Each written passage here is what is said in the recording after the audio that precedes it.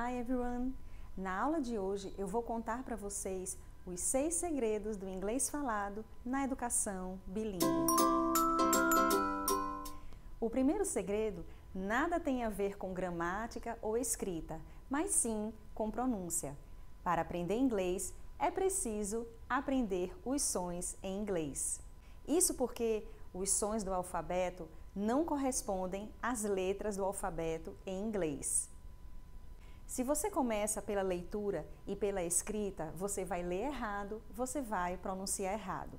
Portanto, é preciso aprender os sons no âmbito da sílaba, da palavra, da frase e do contexto. Vamos lá? Aprender inglês é um processo natural. Ouvir, falar, ler e escrever, tal como na nossa língua materna. A gente aprende de uma forma espontânea, orgânica. Então, por isso, nós utilizamos o alfabeto fonético, assim como Thomson Language Center, linguistas e professores americanos de vários países. O English Phonetic Alphabet é o alfabeto dos sons, que contém todos os sons característicos do inglês americano. O alfabeto fonético é o único alfabeto que contém todos os sons para o inglês falado. Ele faz a ponte entre a fala e a escrita. E não é preciso memorizarmos aqui símbolos, apenas aprender os sons, conectar com imagens, a posição da boca e palavras-chave.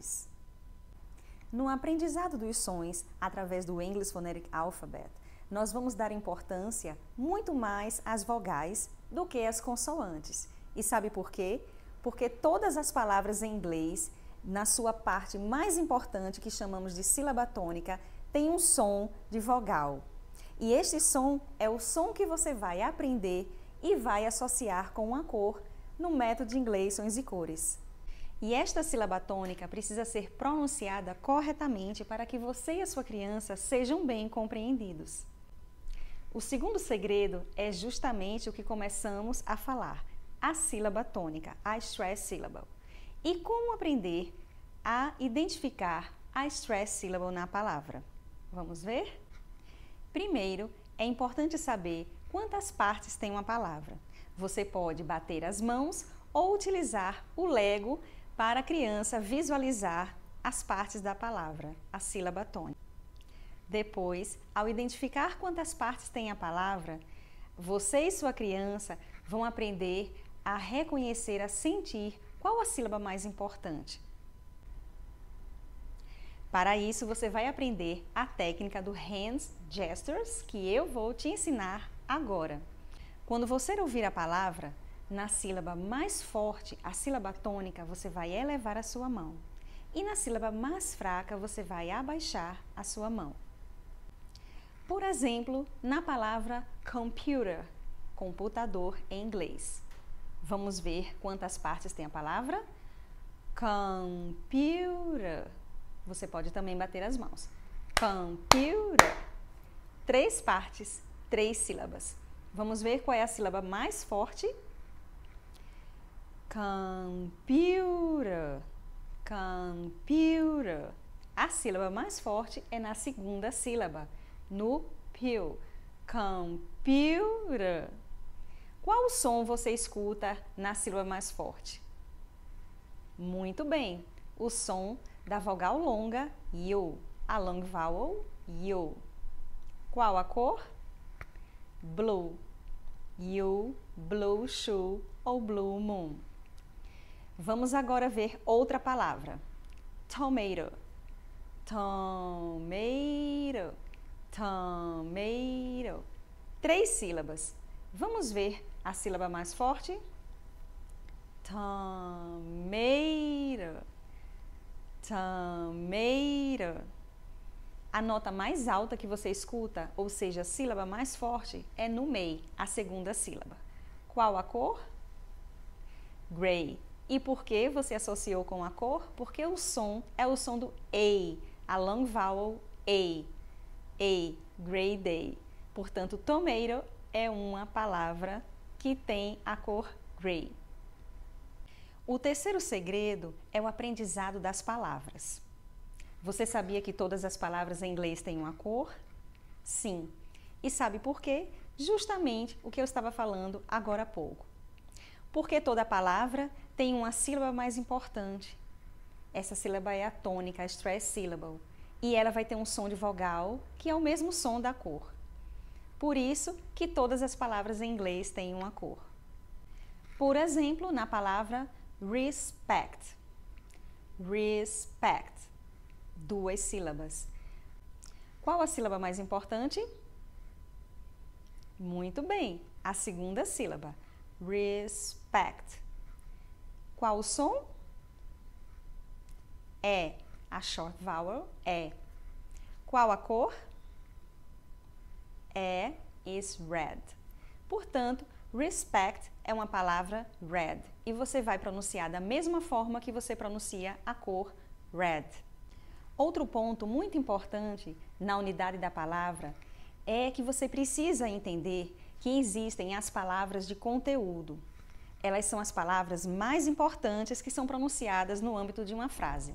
Elas são chamadas de content words. Content words são palavras de conteúdo, como por exemplo, nomes, adjetivos, verbos, advérbios. Claro que a criança não precisa saber isso, né? Nada dessas classificações, mas elas vão saber que elas são palavras importantes que se destacam porque elas são palavras maiores.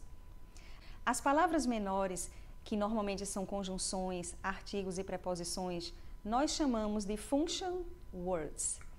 Essas palavras elas são menores numa frase, elas têm menos importância. Então, os americanos não dão tão destaques a essas palavras. Eles abreviam, eles fazem o link no momento da pronúncia entre as palavras. Por exemplo, na frase This house is nice. Quais são as palavras que você mais escuta, que tem mais ênfase? Isso mesmo, house e nice. Porque são palavras que se destacam, são mais importantes, elas são maiores. Então, os americanos elas dão mais ênfase na hora da pronúncia.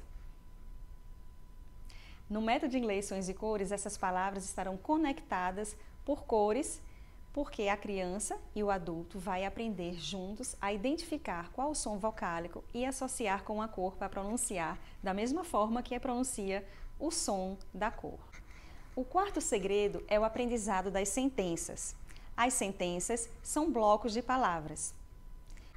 É muito importante para o desenvolvimento da consciência fonológica a criança perceber que as sentenças são formadas por palavras e fazer a contagem de palavras na sentença, ou seja, fazer a segmentação de palavras na sentença.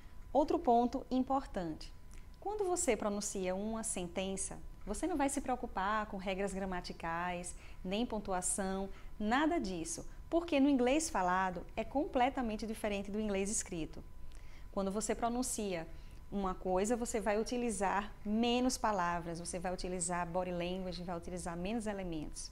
Como eu expliquei anteriormente, os sons e as letras não correspondem ortograficamente. Uma mensagem, ela pode ser transmitida de diversas formas. No inglês escrito de uma forma, no inglês falado de uma forma e até mesmo utilizando a comunicação não verbal, a body language. Por exemplo, no inglês escrito, nós dizemos: Hi Daniel, how are you? I'm Anna. Nice to meet you, Daniel. Nice to meet you, Anna. E no inglês falado, como nós poderíamos dizer? Simplesmente um simples hi, um cumprimento de mão, e isso já estaria representando toda a mensagem que a gente quer dizer. Por isso, o inglês falado e o inglês escrito são diferentes. Nas apostilas do Método de Inglês Sons e Cores, volume 1, você vai encontrar atividades em que a criança pode fazer a segmentação de sentenças em palavras. E no Workbook 2, a criança junto com o adulto vai desenvolver, na seção Os Sons das Sentenças, atividades sobre sight words, que são aquelas palavrinhas que sempre estão presentes em todos os textos em inglês. Então, ela vai visualizar as sight words e vai perceber que existem codificações, cores e imagens em cima de cada palavra para ela fazer a leitura correta da sentença. O quinto segredo é o aprendizado dos sons no contexto. No método de inglês Sons e Cores, a criança e o adulto vão aprender juntos a pronunciar cada palavra no âmbito de uma frase e no âmbito maior do contexto. Nas atividades com poemas, short stories, música, por exemplo, a criança vai conseguir fazer essa leitura das palavras no âmbito do contexto, porque também essas palavras estarão codificadas com cores e com as imagens do MISC. Nesse momento, a criança já vai aprender um pouco da noção de linking e pausa entre as palavras, porque ela já vai saber quais são aquelas palavras que são mais importantes e, portanto, precisa ter mais ênfase na hora da pronúncia, e aquelas que são menos importantes, que podem ser abreviadas. E uma coisa muito legal, na apostila do volume 2, a criança vai ter a possibilidade de gravar a sua própria voz na leitura desses contextos, poemas, short stories, versinhos e também nas músicas. Então, ela vai gravar sua própria voz, ela vai ouvir e, junto com o adulto, ela vai ver as palavras que precisam ser pronunciadas corretamente, também escolher algumas palavras para fazer conexão com sons e cores e, assim, melhorar a sua pronúncia. O sexto segredo é a linguagem não verbal, Body Language. Você sabia que 80% da comunicação em inglês se dá por Body Language? A Body Language compreende vários elementos, como gestos, movimentos, ritmo, expressões faciais, notas musicais. E por que notas musicais? Os americanos adoram falar com musicalidade. Eles gostam de dar ênfase a algumas palavras numa frase, numa sentença. E essa ênfase que eles dão se assemelham às notas musicais. Então, as important words, que são as content words, as palavras de conteúdo, eles dão maior destaque. Essas palavras, elas têm um tom mais forte, uma nota musical mais alta no momento da fala. Aquelas palavras que elas são ditas de forma mais suave, mais branda, e aí elas são classificadas como notas musicais mais suaves. E aquelas palavras que têm menos importância, que normalmente estão no final da frase ou numa pergunta, elas são palavras que são mais sem importância, têm uma nota musical mais fraca, se assemelham a uma nota musical mais fraca. As palavras que têm o tom normal, então, elas têm uma nota musical que é classificada de amarelo. As que têm uma nota musical mais alta, que são as palavras importantes, são classificadas como notas verdes. E aquelas palavras que têm uma nota musical, um tom mais baixo, mais fraquinho no momento da fala, elas são codificadas, classificadas com a cor vermelha. Então, por exemplo, se eu falo She saw a bird, qual a palavra que eu falei com mais ênfase? She saw a bird. Isso mesmo, a palavra saw. Esta palavra, ela tem uma nota musical mais alta, é uma palavra de destaque. She é uma palavra mais branda e bird é a palavra que foi dita de uma forma mais fraca.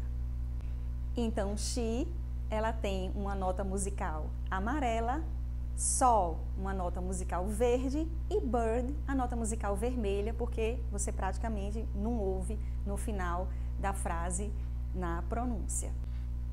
É super importante ter em mente esses elementos da linguagem não verbal, porque elas fazem parte do inglês falado. Todos esses 6 segredos fazem parte do processo de alfabetização bilíngue no método inglês Sons e Cores. São fundamentais para o desenvolvimento da pronúncia e da comunicação, assim como para o desenvolvimento das habilidades da leitura e da escrita, da consciência fonológica, passando pela consciência fonêmica até o reading, writing and spelling.